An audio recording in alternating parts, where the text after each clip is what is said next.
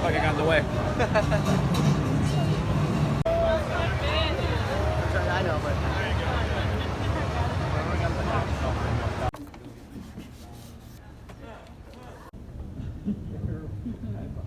leftovers from our lunch.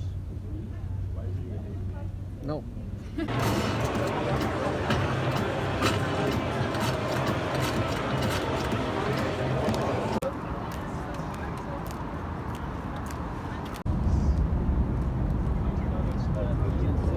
hot. I'm gonna die. Too much.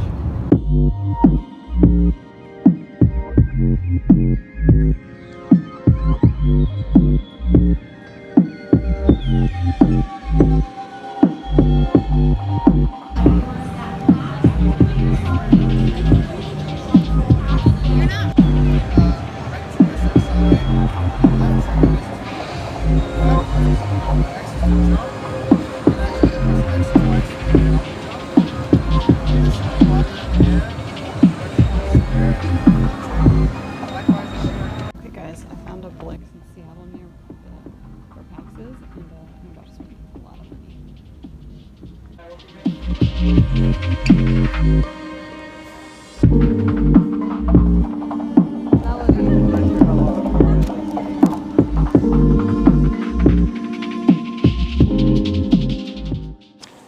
Hey guys, I am back home from PAX, and I thought I would just do a little haul of all the stuff that I got. Some of it was free, some of it I bought.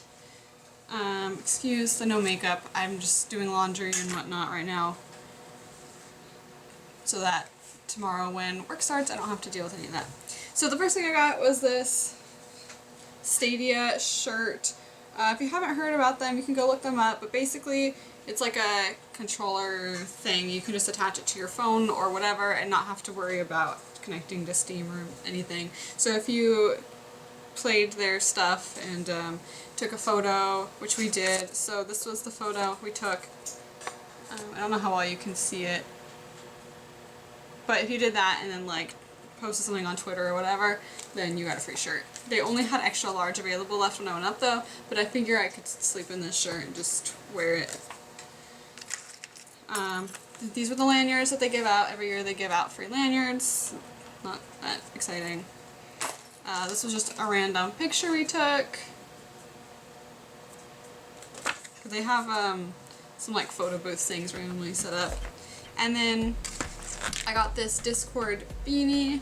The crew neck looked really cool too, but I wore beanies a lot last winter, but I only have one, so I thought it'd be nice to get another one. I don't know where I got this from, but it's a sticker. I also got the Stadia pin. They gave this to me when I got the shirt as well. This lanyard I already had. I got it from Box Lunch at the mall, and it's a like Funko Pop Hulk lanyard. And then I got this pin. Let's see if you can see it. It says Coffee Fueled Gamer. I also got this little button for a game. It was interesting. It was simplistic, but yeah, I think their website's on there if you want to check it out. Of course, I also bought Pokemon cards, because why not? So I got a booster pack and actually managed to pull a good card. Let me see if I can find it. So I managed to pull this, which I didn't know that this was a thing. I play off and on here and there, but you know, it's not bad. And I have a Grass Electric deck, so I could put it in there. I also bought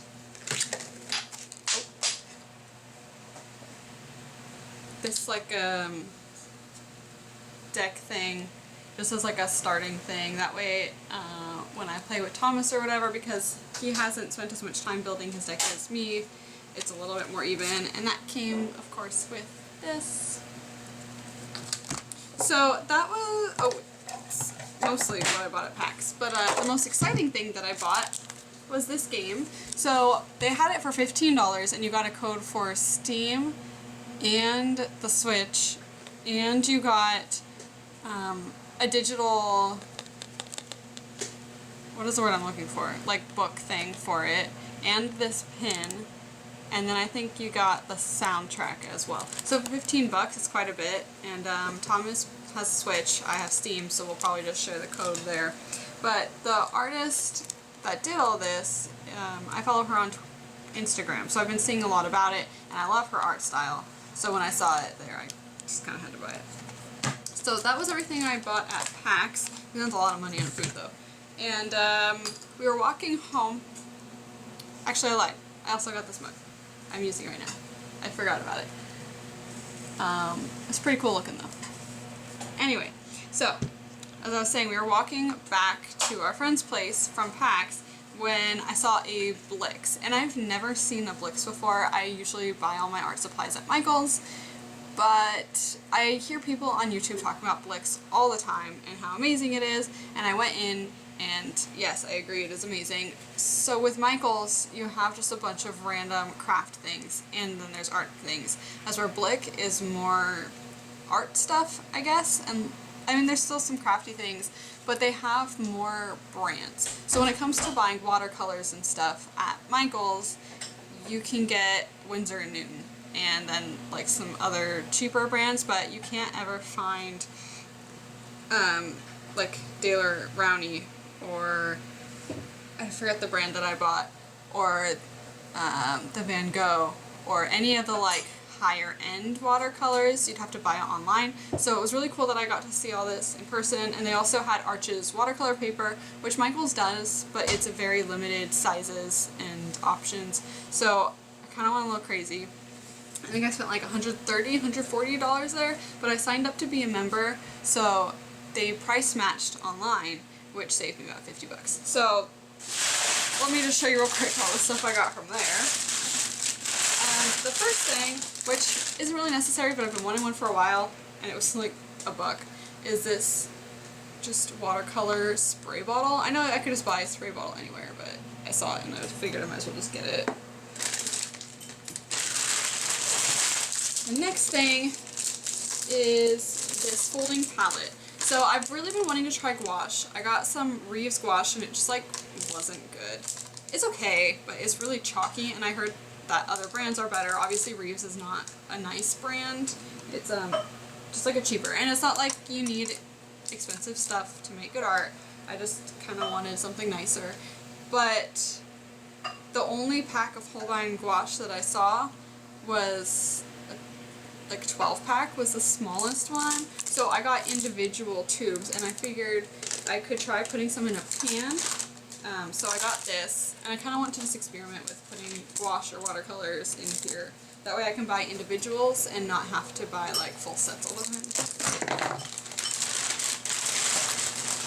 So I also got this gum Arabic solution because I was reading and you're supposed to add this to your gouache so that it doesn't crack and get gross in the pan. So I'll probably experiment with that at some point today. And then I got 4 different gouaches. So I got 5. So I stuck with primaries. So I got this cadmium yellow, and then cerulean blue,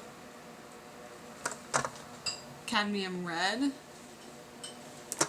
and primary black. I also have a white in here, but this bag is huge for the amount of stuff that I have. Here it is. Yeah, primary white. I figured that was it. It's good enough to get me started. I can mix most colors from primary. So the next thing I got that I'm really excited about is a watercolor brush.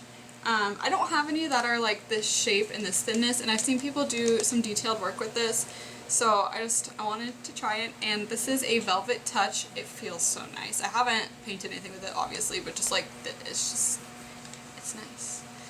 This is a long round size 4.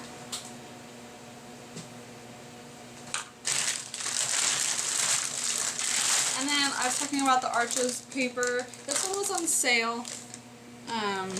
So I think instead of getting it for $25, I got it for closer to $15, which is pretty good. I got the hot press because I was reading that it's less textured and just more smooth than the cold press, and I don't enjoy the texture of cold press. It's okay, but because I like to do sometimes pens and stuff over top, I just want the smoothness. I really like the way it feels, so I wanted to get a nice hot press paper and experiment with that a little bit.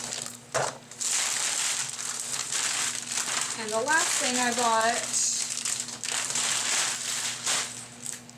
are these. So these aren't actually super expensive paints, so I doubt they're like the highest quality in the world, but I've seen several artists use them before, so I kind of wanted to try them out. And part of what attracted me to them is that it has a variety of colors. The 2 watercolor sets that I have only have like 8 or 10 colors or something like that. And this has 24, so I just think it'll be nice to be able to experiment with some more colors. And because 24, it was $40 for this, but the,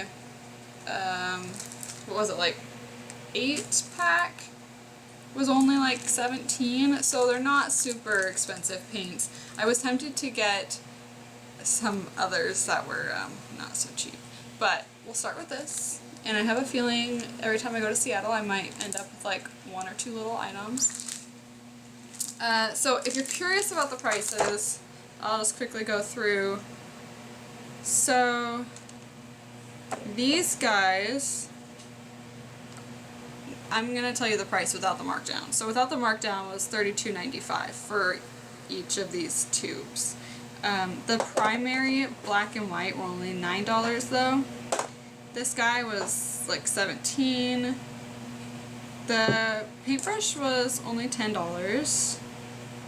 The paper I already told you is, yeah, $24.